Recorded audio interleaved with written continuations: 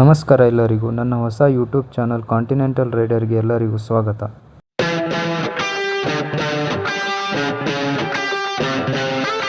ಇವತ್ತು ಸಂಡೇ ಆಗೋದ್ರಿಂದ ನನ್ನ ಗಾಡಿಯನ್ನು ತೊಳಿಬೇಕೆಂದು ನಾನು ಡಿಸೈಡ್ ಮಾಡಿದೆ.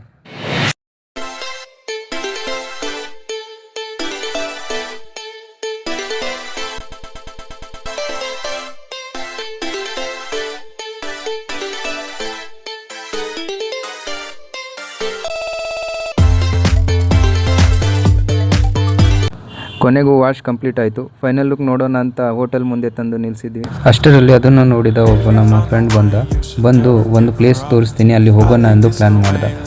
ಅಲ್ಲಿಂದ ನಾವು ಹೊರಟಿದ್ದು ಬೆಂಗಳೂರಿಂದ ತಮಿಳುನಾಡಿಗೆ.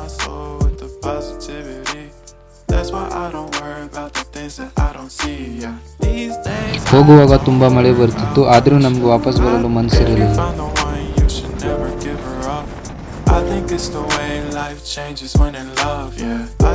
ಹಾಗೆ ಹೋಗ್ತಾ ಹೋಗ್ತಾ ತಮಿಳ್ನಾಡು ತಲುಪಿದ್ವಿ. ಅಲ್ಲಿ ಮಳೆ ಸ್ವಲ್ಪ ಕಡಿಮೆ ಇತ್ತು.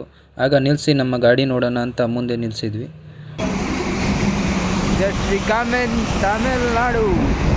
ಈಗ ಆಲ್ರೆಡಿ ಟೈಮ್ ಆಗಿದ್ದರಿಂದ ಬೇಗ ಮುಂದೆ ಹೋಗೋಣ ಅಂತ ಹೊರಟ್ವಿ. ಹಾಗೆ ಮುಂದೆ ಹೋಗ್ತಾ ಹೋಗ್ತಾ ಕೊನೆಗೂ ನಮ್ಮ ಡೆಸ್ಟಿನೇಷನ್ ಅನ್ನು ನಾವು ರೀಚ್ ಮಾಡಿದ್ವಿ. ಬನ್ನಿ ನೋಡೋಣ. ಈಗ ನಾವು ಬಂದಿರೋದು ತಮಿಳುನಾಡಿನ ಪ್ರಸಿದ್ಧ ವಾಟರ್ ಫಾಲ್ಸ್ ಪರಂದಪಲ್ಲಿಗೆ.